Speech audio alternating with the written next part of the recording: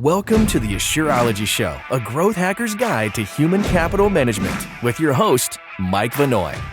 Each week, we bring you experts in human resources, employment law, accounting, benefits planning, and more to build productive organizations. You'll gain practical guidance for your business. You'll be alerted to the latest news and mega trends that impact small and mid-sized companies. We'll give you the hands-on information you need to stay compliant with ever-changing employment laws, the strategies you need to win the war for talent, and much more, so you can focus on what you do best, growing your business. Enjoy the show.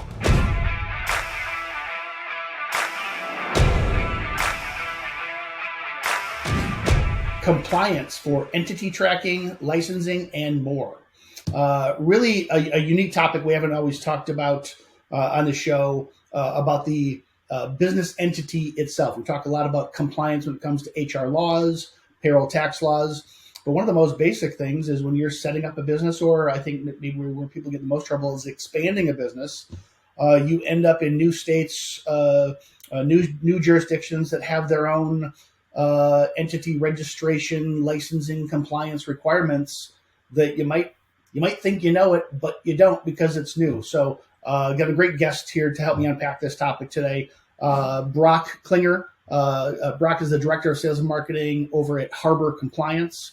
He's been with Harbor Compliance for 7 years, and they're a leading provider of compliance solutions specifically for businesses and nonprofits around entity licensing management and making them compliant in all these areas. So welcome to the show, Brock. Thank you very much, Mike. It's a pleasure to be here. So let's maybe start out. If I'm a small business owner, how should I be thinking about entity management, licensing? What are the big buckets where businesses need to be set up? Yeah, that's a great question. And it's something that can be really a big source of confusion for a lot of small business owners. Businesses of all size have these points of confusion. We see them every day. I find it simplest to think of compliance as falling into really three main categories when it comes to state level compliance to register in multiple jurisdictions. You've got your entity, right? Everybody's got an entity formed in their home jurisdiction. And if it's operating in multiple states, it should probably have multiple entity registrations in the various states. And that typically will fall under the auspices of the Secretary of State office, right? So that's bucket number one. Bucket number two is going to be your licensing, right? So you could have professional licensing that may apply. You could have local licenses that apply, permitting, those sorts of things. And then number three would be your tax registration, right? So if you're selling goods on the ground in various states, or maybe you're employing multiple people in multiple different jurisdictions, you're going to wind up with multiple tax registrations. And so keeping things organized into those buckets helps people kind of understand how the different pieces of the puzzle fit together. And you can repeat that pattern across the United States as you expand into multiple jurisdictions. So most people, if you're listening to this show and watching the show today, you probably have a business, you're involved in a business, and presumably you are licensed. You've set up with the Secretary of State, you've got your EIN, you got your state ID, you got your tax information.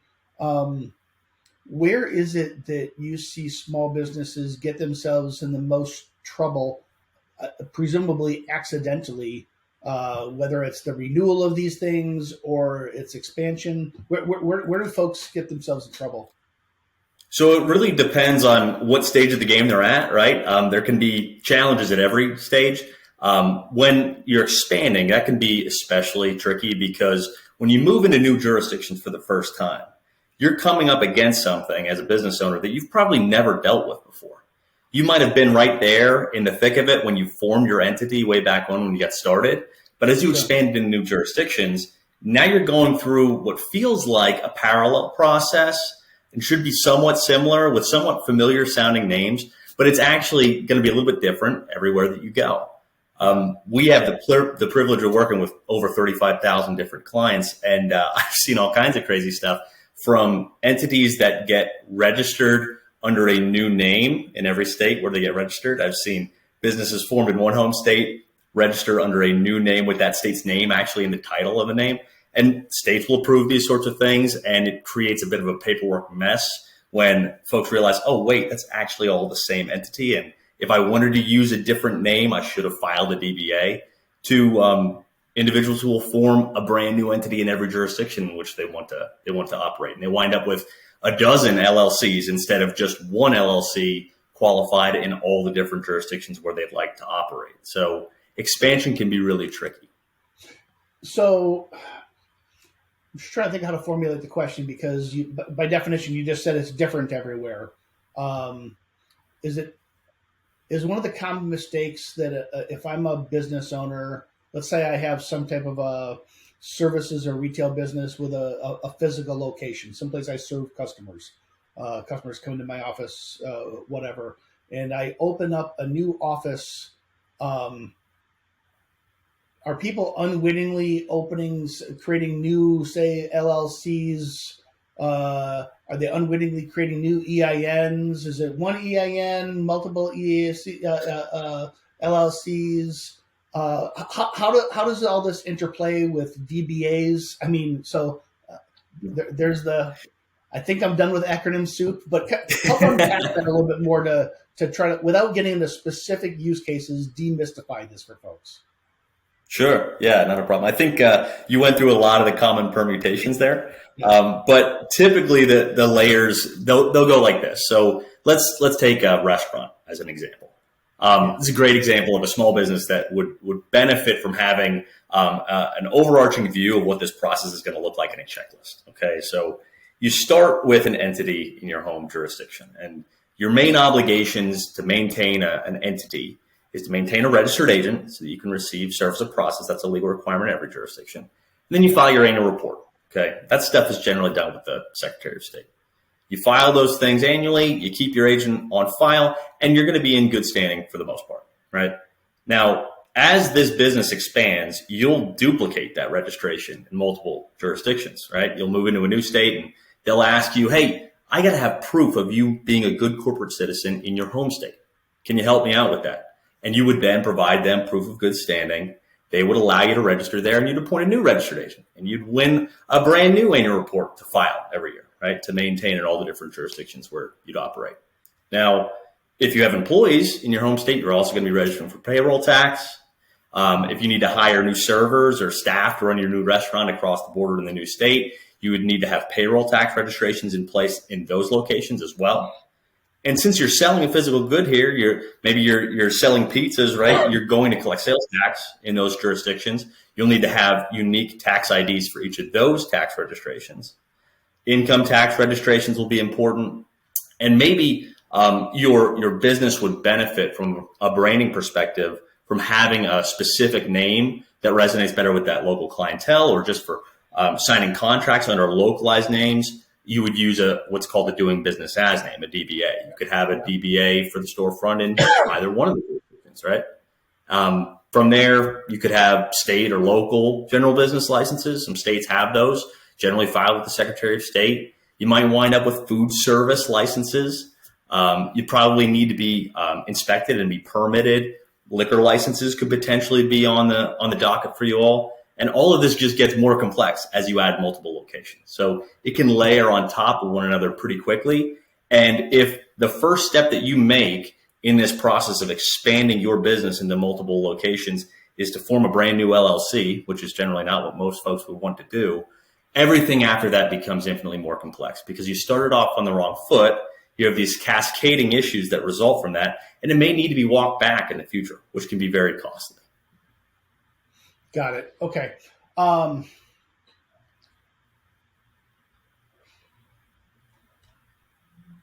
think there's a lot of confusion. I know there's confusion even for me, and I'm a small business owner.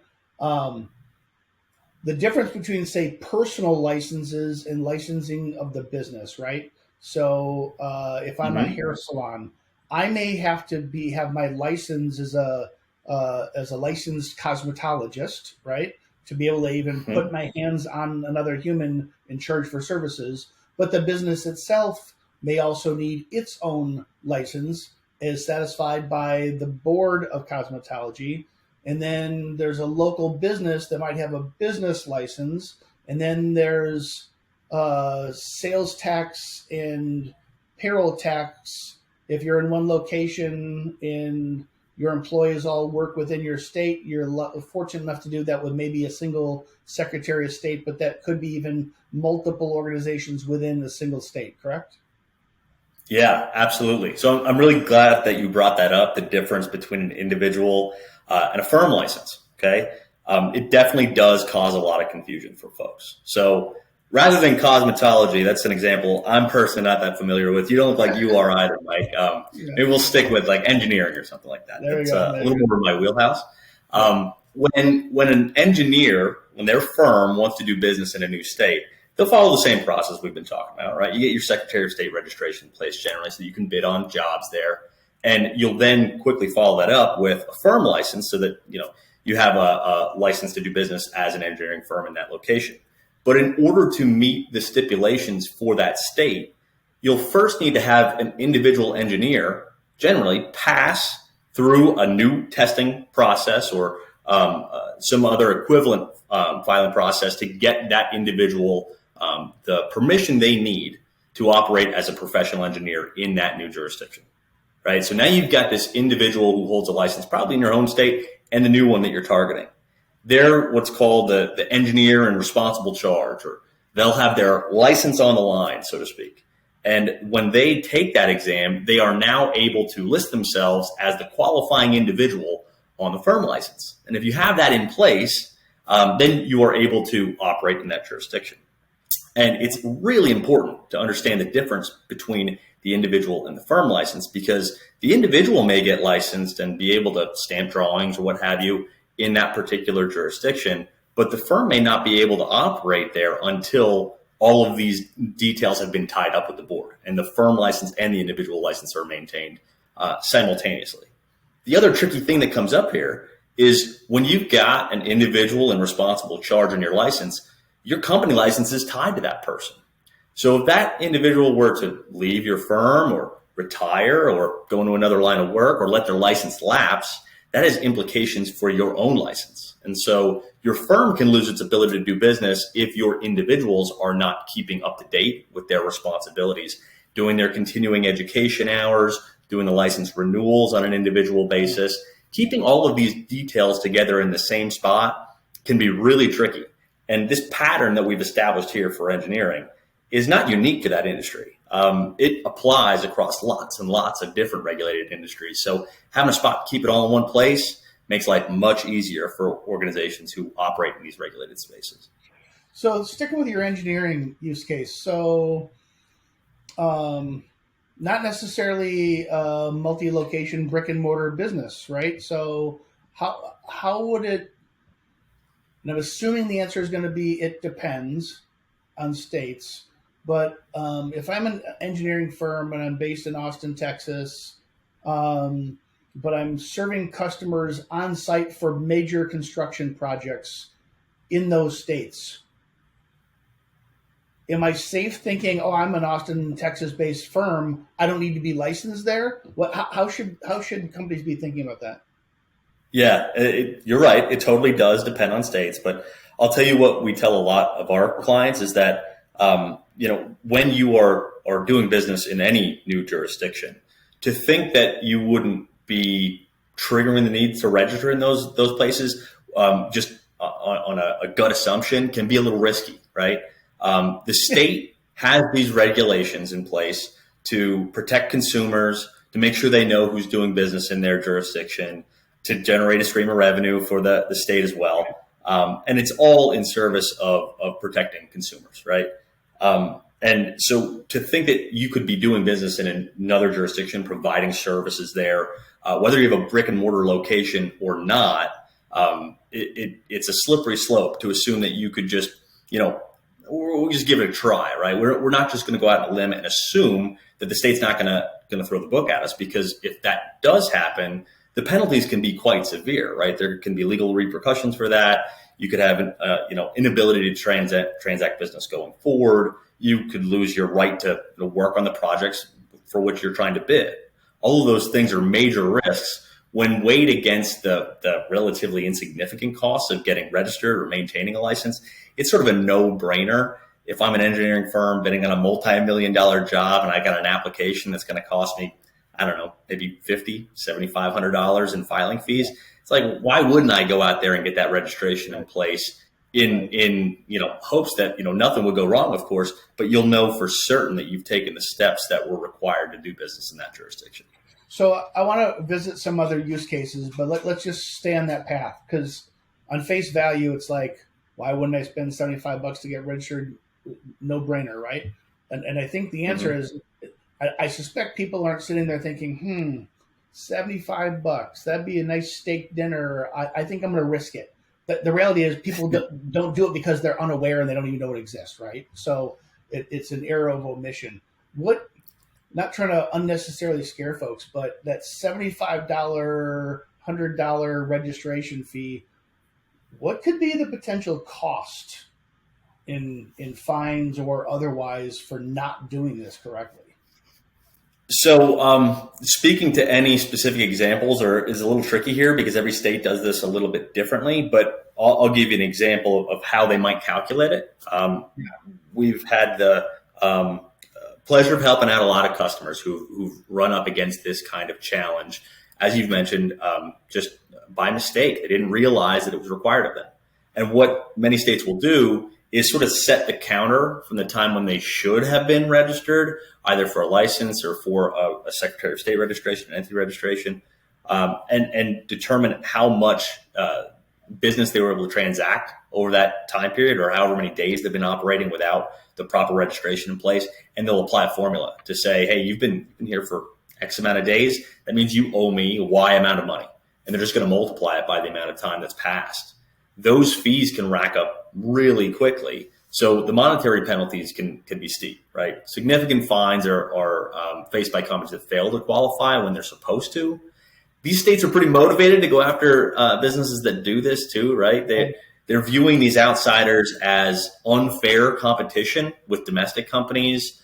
And they're looking out, once again, for their citizens' health and safety. So they want to make sure that the public is protected, and they want to collect those revenues that result from having these organizations registered. But also for the entity in question, there's things that go beyond the monetary cost of the penalties, right? For instance, you could potentially lose access to the state's courts if you're not registered with the Secretary of State properly. And if that's the case, then your contracts are really difficult to enforce if you can't go to court or bring a suit to enforce them. So these have they have costs associated with them that can be very difficult to calculate, but they can be really substantial on the whole. Yeah. I think about the cost.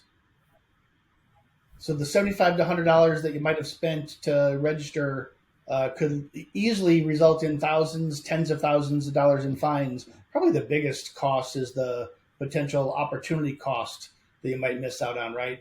For not being able to do business either on this contract with this customer or who knows how long in the future. Absolutely. So that's a use case on, I don't have a brick and mortar, but I may have contracts. How would an employer know, where do they go to look? How obviously they could use your company, your software. We'll talk about that for a minute at the end of our conversation. But in traditional course of business, how would a small business owner even know where the hell to go to check this kind of stuff?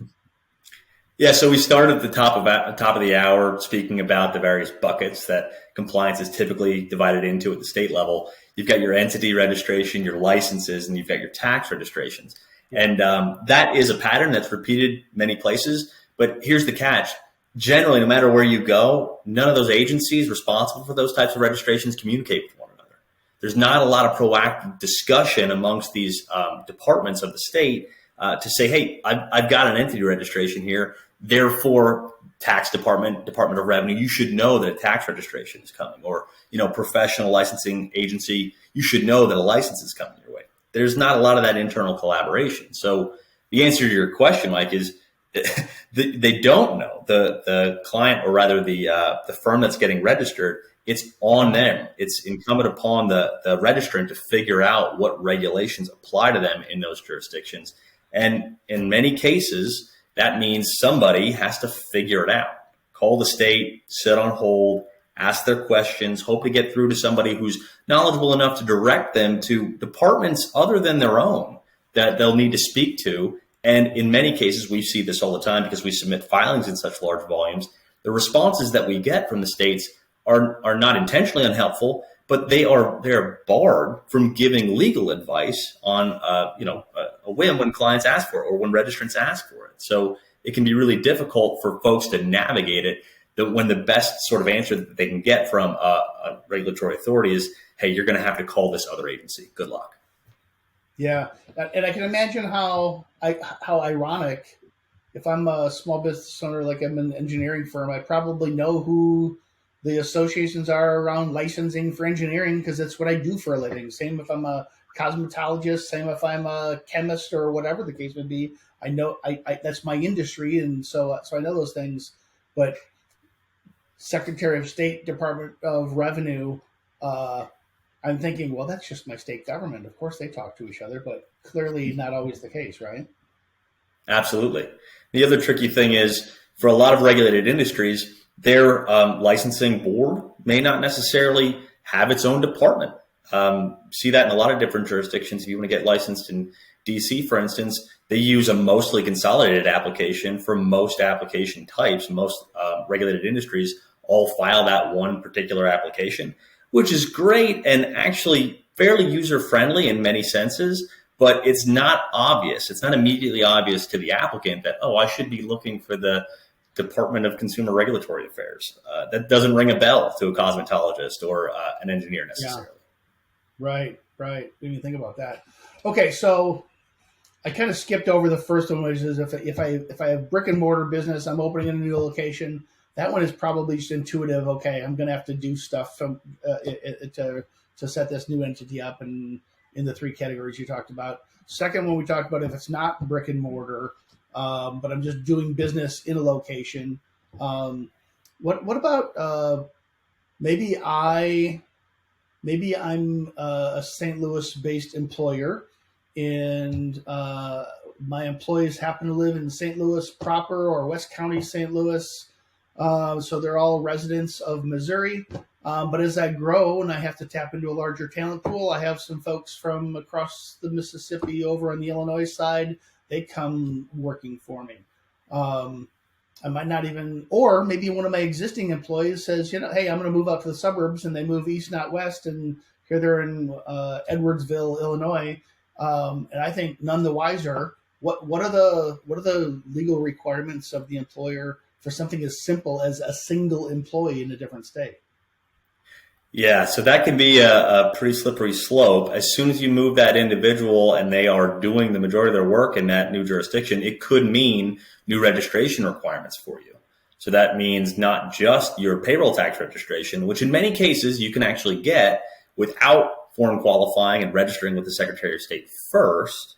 But it may also mean that you need that Secretary of State registration. Just because the Department of Revenue will grant you the tax IDs necessary to calculate the right payroll taxes, it doesn't necessarily mean that they're going to tell you, hey, by the way, that generally constitutes doing business.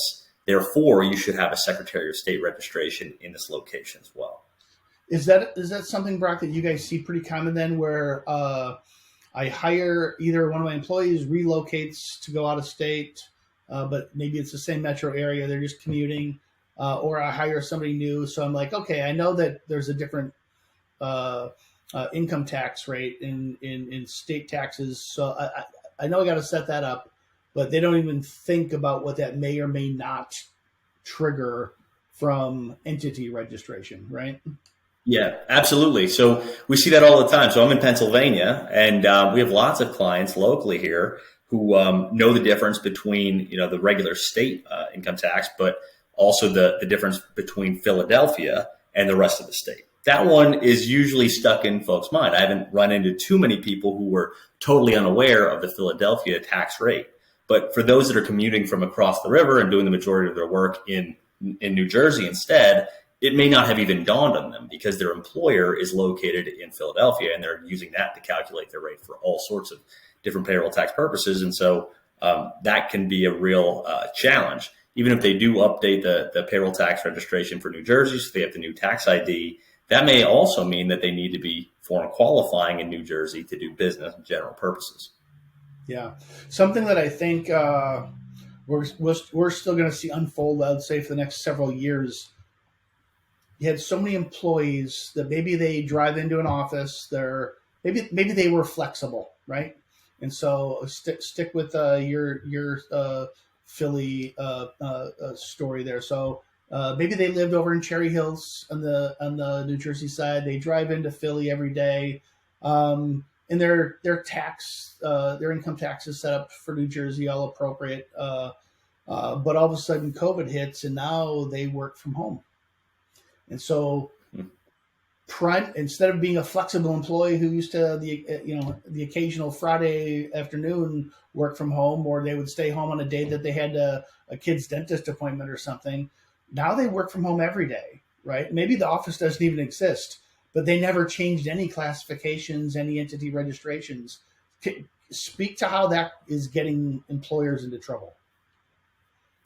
Yeah, absolutely. So those folks should really be updating their tax registrations and their Secretary of State registrations on the basis of having an employee on the ground, usually constituting doing business, right? And that's really what the states are looking for. So that could be another instance that, harkens back to the example that we used earlier, how the state will take a look at, hey, when did they start operating here full time?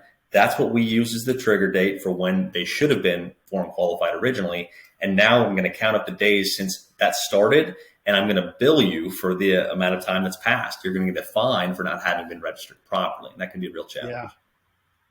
And I tell you what, as states, and I'm not trying to vilify state governments, but as states get handed down unfunded legislation that they must implement, the states don't have a printing press. They don't get to print money, right? They don't have a federal currency to get themselves out of trouble. They have to operate on under balanced budgets, and so a lot of these states, they are scrambling to fill budget needs, right? And so they're gonna be looking for ways to get this money, and regrettably, a lot of it retroactively, right?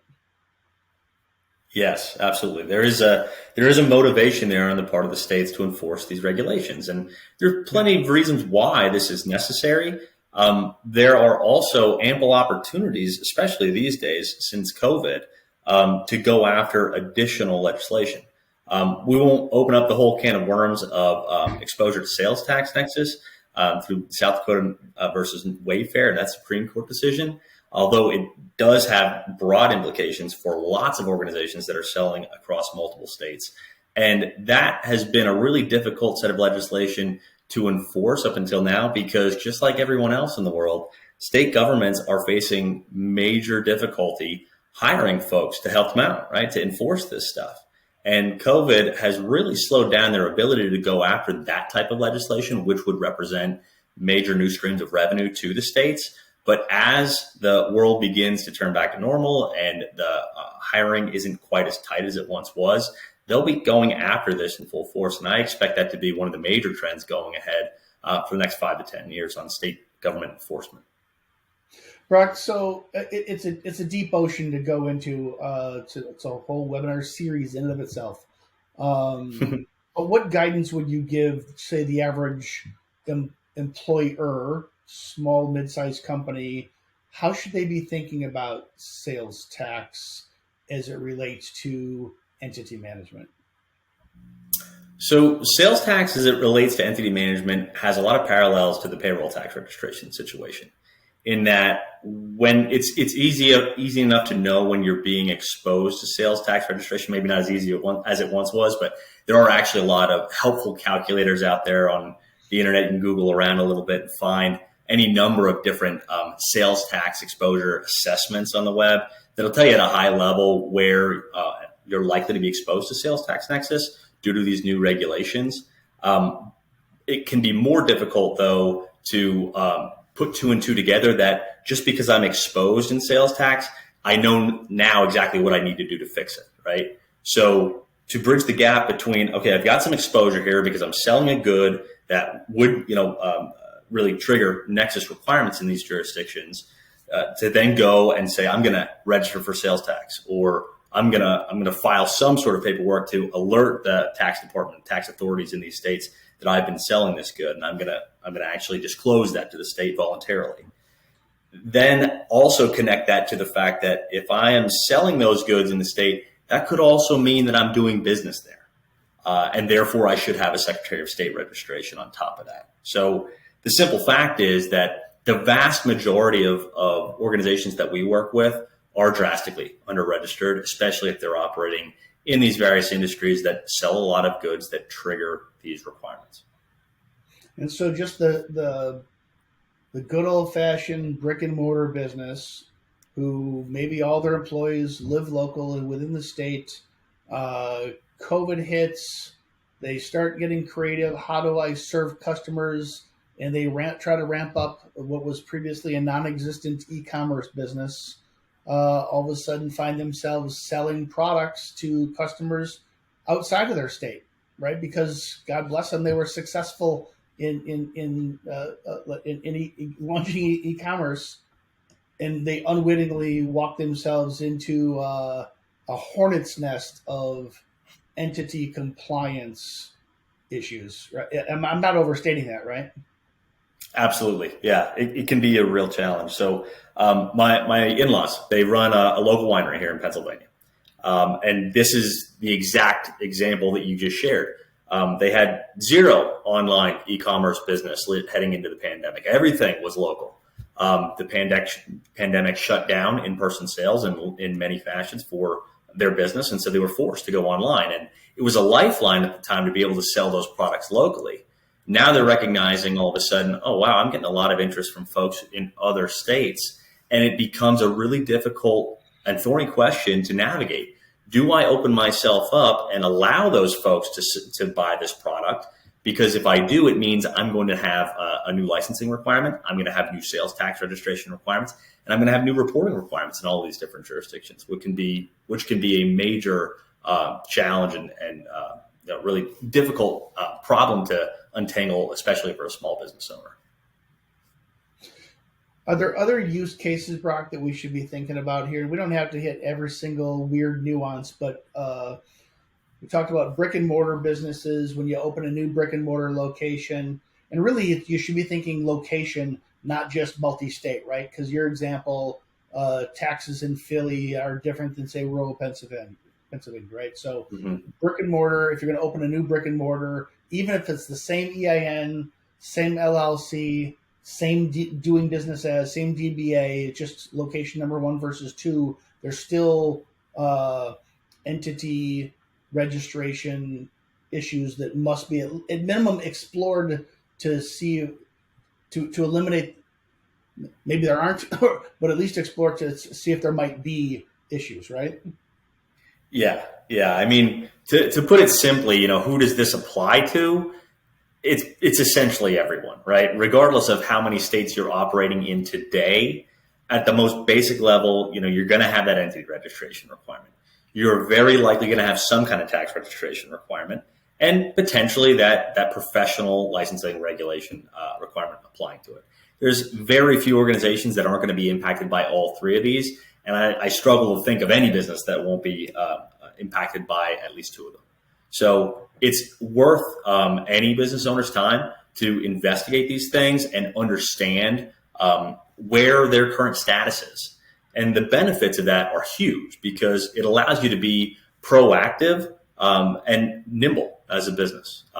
Whether it's new bid requests coming up in new jurisdictions that allows you to respond really quickly. Whether it allows you to speed up your hiring process, right? The faster you get your tax ID, the faster you hire and onboard your people, the faster they begin to make an impact for your business once you win that business in new jurisdictions, or even just locally, staying on top of what DBAs you have or local permits you have or who your individual professional license holders are in locations. So who your next qualifier in charge for your professional license in a new state could be. All of those things are super important. And at a high level, big picture, it's all about having your compliance functions in one place and at your fingertips so that you know where these things are at any given time, because playing catch up is no way to operate your business. It allows leadership to make faster, better quality decisions when they can see this information, when they know where and how their business is registered. And not to mention, the teams that would take on this regulatory work can be spending their time doing things that are a little more value adding than researching these requirements on a state to state or county to county basis.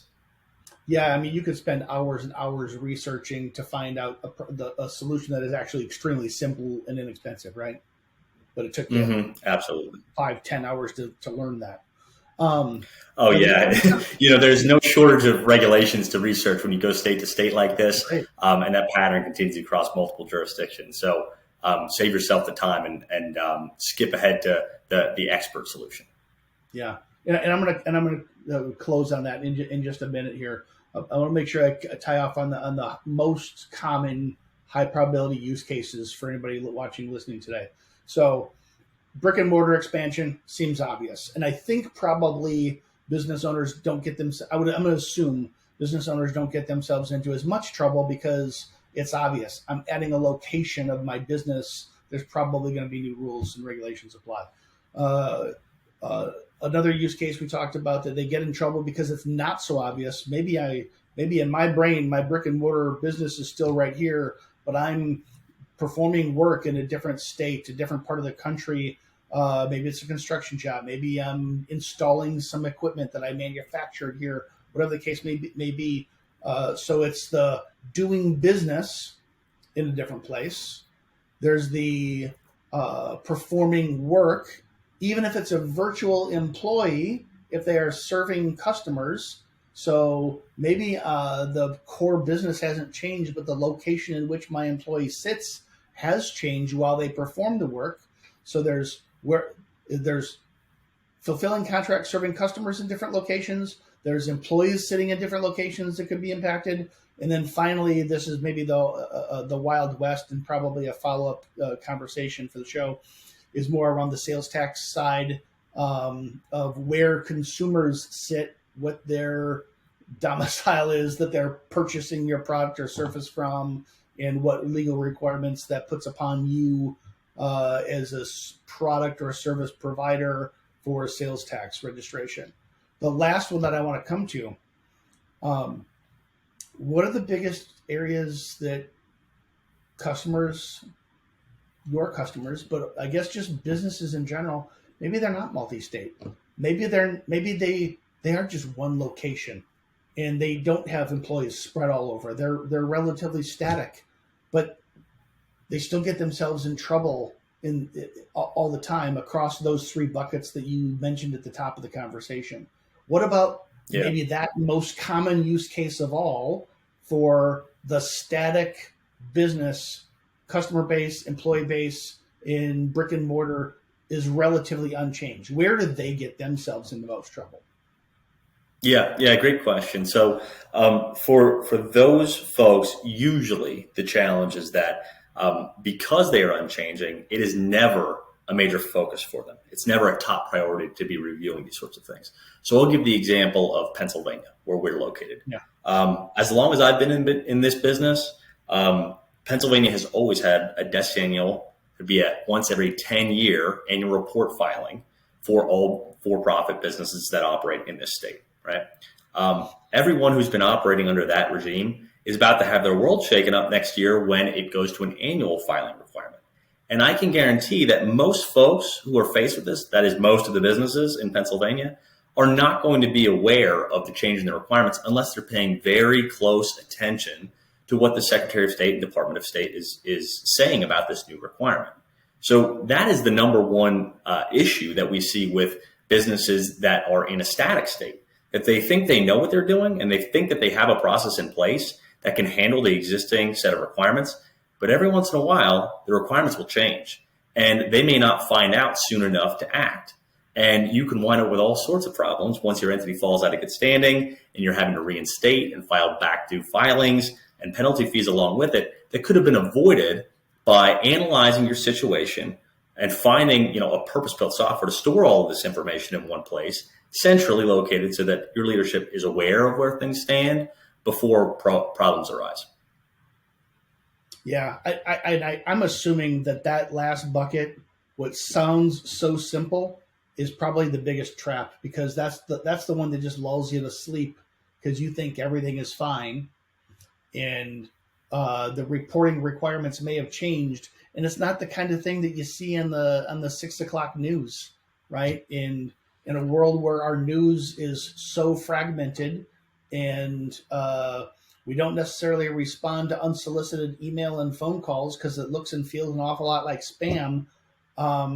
It's pretty reasonable to think that a business owner, a small employer, mid-sized company, just simply isn't going to know about reporting rules, rule changes, and new compliance requirements, just because it's not what they do for their day-to-day, right?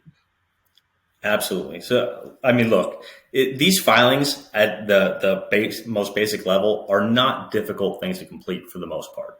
When you do a Secretary of State annual report filing, it's asking you for the names of the organizers and the people who are involved in forming that business, and maybe some details about its location, who its registered agent is. Most folks can do those filings in no time. It's not a huge burden to complete them. The challenge is remembering to do the thing. That's the challenge for everyone. And that's really where a lot of the value is added, not to mention the curveballs that will come up inevitably when those requirements change from time to time. Yeah. Brock, let's do this. So the purpose of this show truly is to share the very best information we possibly can with small and mid-sized businesses so they can grow their business, so they can stay compliant, they can find talent, they can have the right people, motivate them, inspire them, pay them in a compliant way so that they can grow. And the value is meant to be the information itself.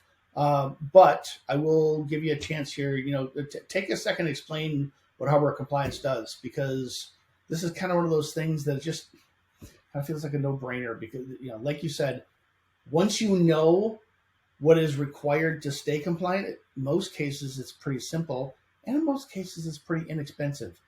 It's the opportunity cost of all the time it takes to research these things. Maybe just take a second and tell us about hardware compliance.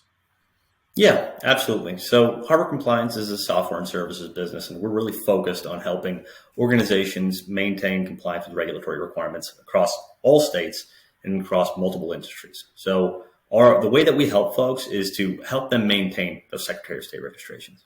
We are a nationwide registered agent provider. We do the annual reports, and we offer purpose-built software to help organizations manage all three of the categories that we covered, right? The entity registrations, the tax registrations, the professional licenses. All of those things are also backed by our proprietary reference database, which is a massive database. It's the world's largest license library of U.S. licensing requirements. And so when something like an annual report due date or a professional license filing requirement changes, because we do so many filings for so many different organizations, we're often the first to know. The states will even reach out to us, examiners, to let us know proactively before the public knows. We'll update that database and let all of our clients who have their data in there know about the change. So there's a network effect there. The more people who use the software, the better the experience is for everyone. And this is the type of software that allows you to really be bulletproof and keep your process airtight. You don't have to worry about something changing and throwing your established process into a tailspin. We will update things proactively as changes occur so that you have peace of mind and can run your business, focus on the things that matter most to you, which is growth and expansion. Well, we're big fans, and we're Asure has entered into a new partnership with hardware compliance, just because we see this. We talk to small business owners every day, and this is one of the areas that they say that they need help with. Right? Is these registrations for new states? Hey, I've got a new employee in this state. I need to register with the state. I don't know how to do that. Can you help me? After enough customers ask you that question, you find who the best is. And in our experience, we found that was hardware compliance. And so, Brock, I appreciate the conversation today. I appreciate sharing the information. And I think this will be a huge value add for our customers as well. So, Brock, is there anything else we didn't talk about that you wanted to today that you think our audience could get value from? No, absolutely. I think we covered the gamut here, Mike, and appreciate the opportunity to share it with anyone. I'd welcome any questions that anyone has. I'd be happy to support you going forward and answer those compliance questions and make your life a little bit easier. Okay. Rock, I enjoyed talking to you very much, and to our audience, thanks for attending today, and we will talk to you on next week's show. Thanks. At Asure, we build human capital management software and services that help 90,000 companies like yours attract, develop, and retain great people. Our low upfront costs and affordable subscription model allow you to save cash to invest in things that drive growth, not overhead. To learn more about how Asure can help you claim up to $26,000 per employee with the Employee Retention Tax Credit, automate your payroll, and build productive teams that are compliant with ever-changing HR laws, visit AsureSoftware.com.